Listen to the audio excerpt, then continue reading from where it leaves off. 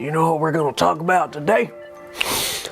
Monkeys! No, not monkeys. We're gonna talk about where animals lived and also what I was trying to do, hinting to you something about birds specifically and their homes, which we usually call a nest. But before we get too far into this program, this high-touch, high-tech program, we gotta grab the right materials. So grab the bag that has the parts that we're gonna be using to build a nest. There's a black card, there's some craft sticks, there is a piece of clay, a Velcro piece, among a whole bunch of other stuff. That's the bag that we definitely need.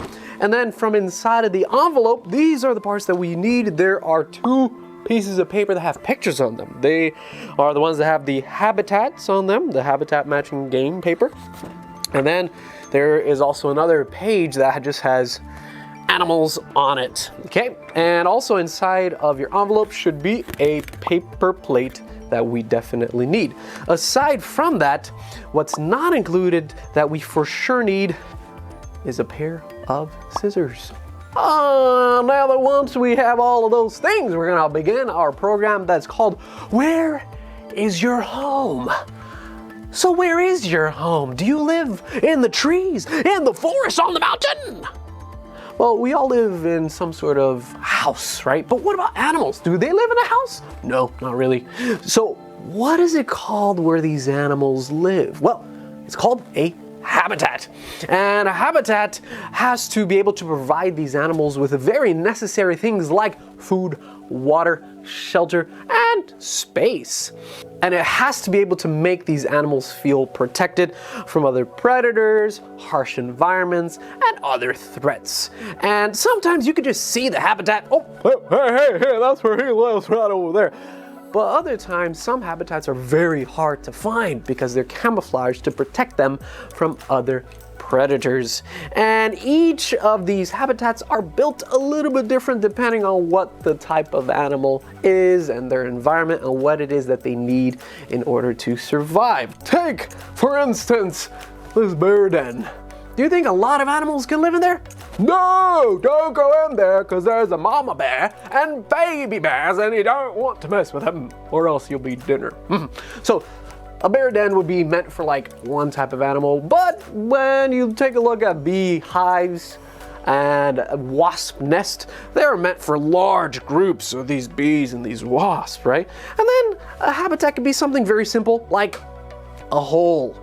Yeah, there's just a hole, a burrow, right? This is placed as an example for rabbits, right? And then you could have these really awesome, what we call cathedral termites that build these complex, self-sustaining mounds that could go up to 30 feet high.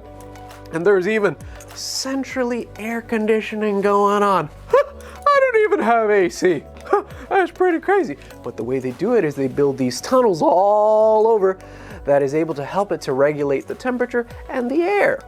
So now that we've talked all about these animals' homes, let's do a little experiment. Machi. We're going to machi the habitats. We're gonna match the habitats, and these are what we are going to be needing. Pair of scissors. There are 8 pieces of Velcro that are all lined up together. There is a page that has a whole bunch of animals and insect, and finally the habitat matching game paper as well. Both of these came from inside of your envelope. Once you have all these ready, first thing you want to do is you want to take your pair of scissors and cut out these animals and insect, just like this.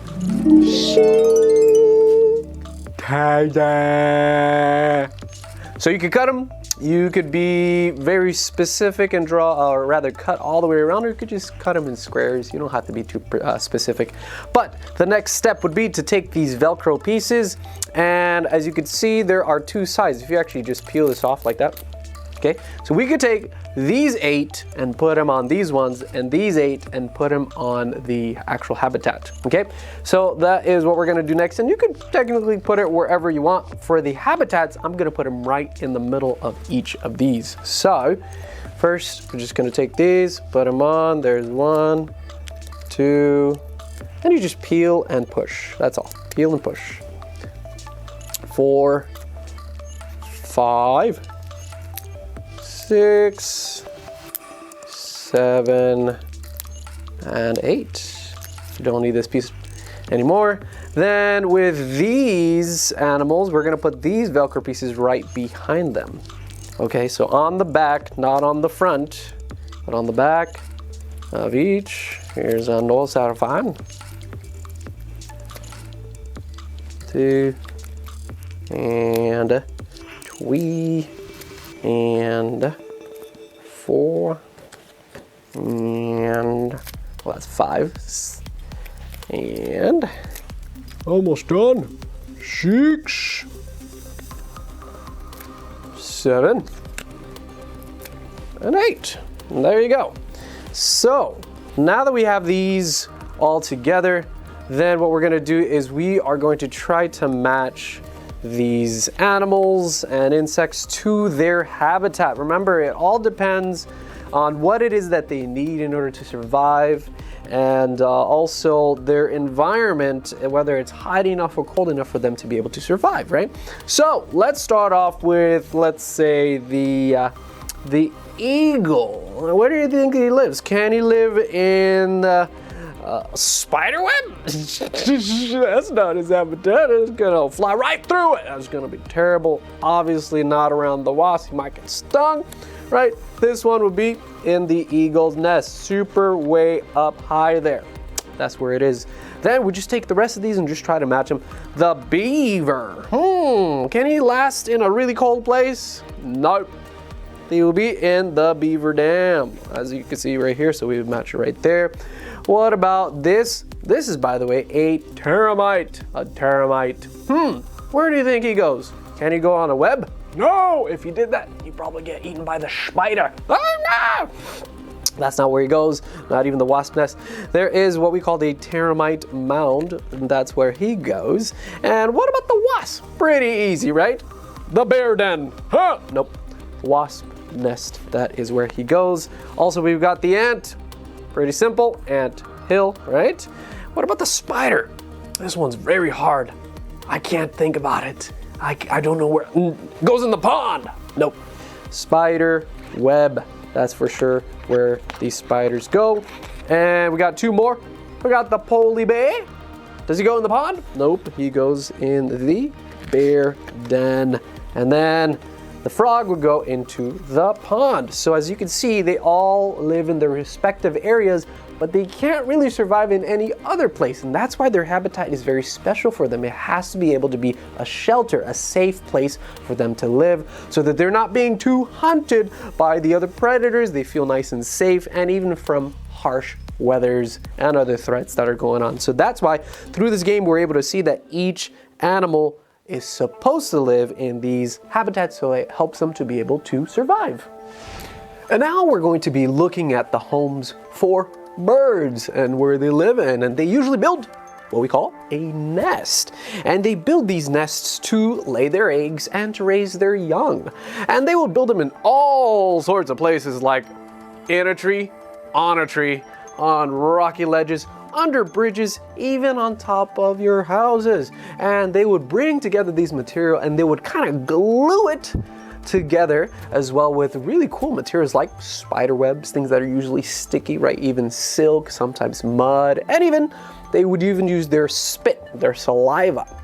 And there are all sorts of different types of nests, and one of the most common one is called the cup nest. Why? Because it looks like a cup or a bowl. And these cup nesters, they usually make the outside kind of rough with some rough materials, kind of like sticks on the outside, but on the inside, you can't have that poking your babies. It has to be nice and soft. So they would take really soft materials like moss or feathers or fur or anything soft to put on the inside to make sure the baby birds are nice and comfortable. So that's from the cup nesters. But then there are other types of nests, right? Like the adherent nest. The word adhere means to stick. So these birds would have their nest stick to a whole bunch of things, like on buildings, even on trees, on cliffs, and any sort of vertical structure. And there's a bird called a swallow that would make an almost perfectly circle nest made out of mud. And there are other types of nests like what we call the platform nests. And these nests are built by raptors, meaning birds that can eat other birds, usually like the eagle or the hawk, right? And they would build in really way up high places, way up on high cliffs, or even way up on very big trees. And that's the platform nest. And then finally, there are other types of nests that we call ground nests or mound nests. Ground and mound nests. And usually these are on the ground. That's why we call it ground nesters, right? And what they would do is they would basically make a hole first, and they would line different materials around this hole so that it's able to build a nest in where it is. And animals that would do this are animals like ducks, geese, and quail. So now that we learned all about these different types of nests, let's build one. Bird's nest. Let's make one. You need a piece of clay, the paper plate, and the nesting materials. There's a bag full of a whole bunch, and you could pick and choose whichever one you want. You could be any type of bird you want by picking any one of these. So first thing we're gonna do is we're gonna build a cup nest. What that means is we're gonna make it in the shape of a monkey. No, a cup is what I meant. Okay, so let's first take out our clay. So you could just take your hand, reach inside and grab it. But what I like to do is I like to just hold the clay from the outside and push it through the top. And it should just come out nice and easy. Just like that. Ta-da! So there's our clay. After we get our clay, we want to shape it like a bowl. So right now, when you received it, it should be something like a ball. But what I do is if it's already in the shape of a ball, then we're gonna move on to the next step. But if it's not really too much, if it's more flat, just kind of use your hands, roll it in your hands to kind of shape it like a ball. But the next thing I would do is I would take my thumb and push right on the top, right inside of there. See that? And I would take my other fingers right underneath and just keep on pushing, keep on pushing. And you see that we're starting to make a bowl. So keep your thumb on the top, and this time go around in a circle. So start spinning the clay with your thumb on the top, and as you can see, look at that, we're forming somewhat of a cup. See that? So with our thumb on the top, while twisting it, we're starting to form somewhat of a bowl. Look at that. Now, we are gonna be the birds that take a whole bunch of different things and put it on top of our nest. You can make it just like the cup nesters, make some jagged and rough stuff on the outside and soft stuff on the inside, or however you wanna build it, okay? But we got all of our materials right inside of here. You don't just have to do the feathers, you could do the little tiny twigs, you could do the little tiny strips of paper if you want to. There's tons of stuff inside of here.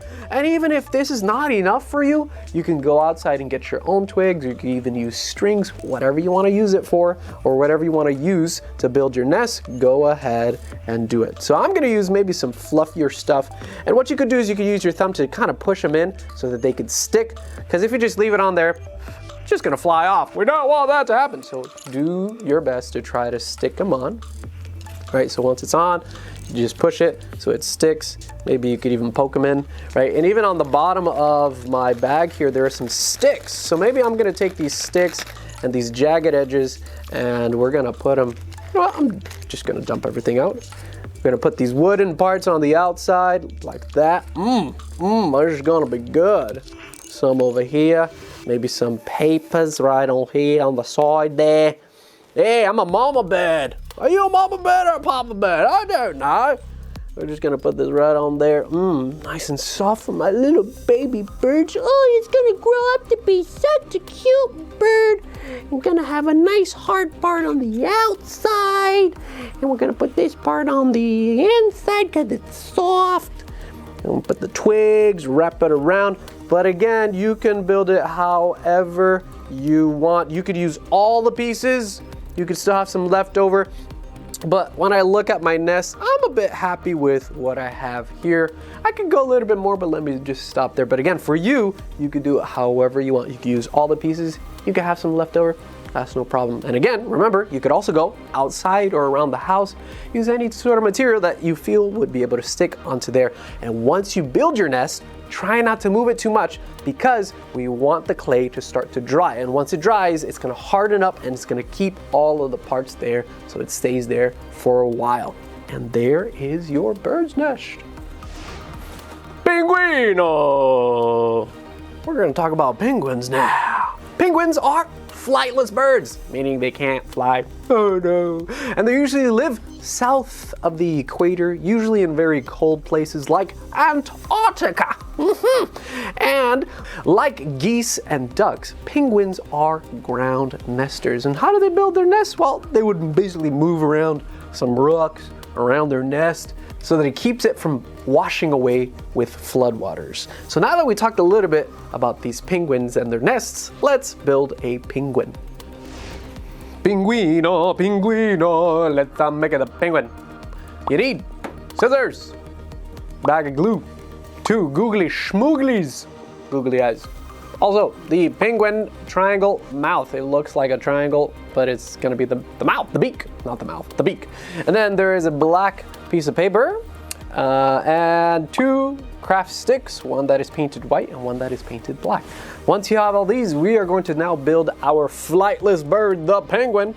And the first thing you wanna do is you wanna take the black craft stick and put the white one right on top.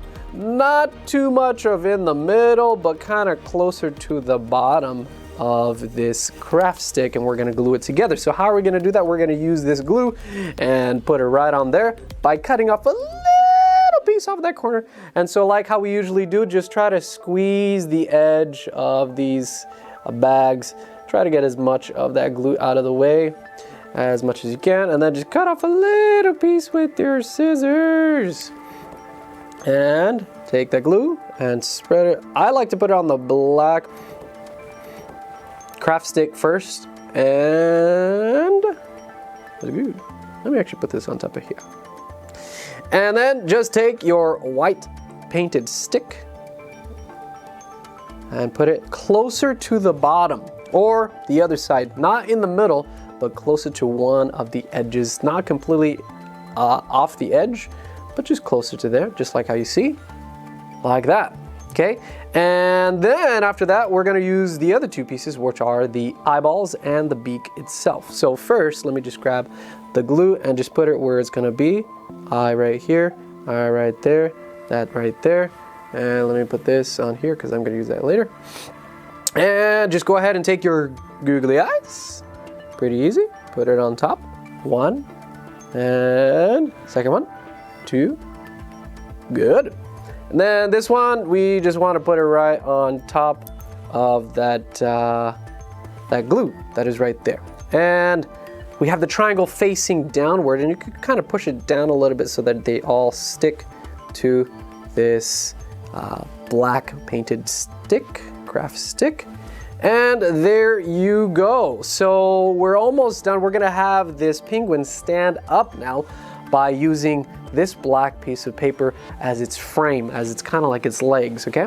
So how do we do that? Well, first thing we want to do is we want to grab this piece of paper here, and you can see that there are 2 lines right in the middle. We want to fold the paper along that line. So just go ahead and take your fingers and just kind of fold it along those lines on one side, and same thing for the other side, just like that. And then a good thing to do is we're gonna cut from one corner to just about the middle. You could go a little bit above the middle of the next line that you'll reach. So if I take this scissor and if I cut it like this, okay, I could go, I'm gonna go a little bit above the middle. See, almost there, almost there. And once it comes to the line, you could stop, right? Then once you do that, then we're gonna cut it from the top, okay? Or I'm gonna flip it over and just cut it from this side. Like as you can see, just keep on cutting it. And once you meet to the part where you just cut, you could just take that part off and it's good. Now we want to do exactly the same thing on the other side, from the bottom corner to just about the same height of where the other one is, just right across. Okay, so just cut from that corner and just keep on going up, up, up, up, up until you reach the line, which is just about there, right? Then what we want to do is cut from the top, but I'm just going to flip mine over and cut from over here. and until it meets the other part. And donezo. There we go. Now we got the base for our penguin that we can put right on the back of our penguin to help it to be able to stand. Okay, so what we're gonna do is we're gonna take our glue, we're gonna put it on the back of this piece of paper, the black strip that we have here, and just put it right on there. A good amount. And once we do that, then we're just gonna take our penguin, and thankfully the glue is not dry, so you can kind of move it. So if you feel like you didn't put it in a good spot, you could just kind of move it around until you feel like you've got it exactly where you want, which is again, not flush to the bottom, exactly to the bottom, but a little bit higher. That way it's gonna be able to hopefully stand up. Now, if your penguin does not stand up on its own, all you need to do is, as it's still a little bit wet, push the stick downward a little bit more. You could even go past the line a little bit and see if that's gonna be able to help it to Stand on its own. But if it's always just falling over, oh, poor penguin. Just try to, again, push the stick, the penguin, down a little bit past the line, is what I meant earlier. And if we do that, if you let it go, your penguin should be able to stand. And all we need to do now is just wait for it to dry, and we got ourselves our flightless bird, the penguin. And if you guys want to give your penguin its wings, then you could bring back the other two pieces that you cut and just cut it along this triangular part. You see that triangular part? I'm gonna cut it halfway in there, okay? So just make it nice and simple. Cut it halfway. You don't have to be precise, okay, but just somewhere around there. And these we can glue to the back, like so, or something like that. You see how it's coming out, right? And we're just gonna glue it to the back and see what it's like. And that way we could have a bit of wings on our penguin as well. So here's one glue that is on top of that one, and let's just take it and put the wing on there. See, it's one of the wings. And we're gonna put glue on top of that one, like so. And we're gonna take the other wing and put it on the other side. See, now, take a look at my penguin. Got arms! Pretty cool, right? Well, there you are with all the nests and the building of all these things for these birds. I hope you had a lot of fun. I certainly did. And until next time, this is Manoa, and I'll see you later.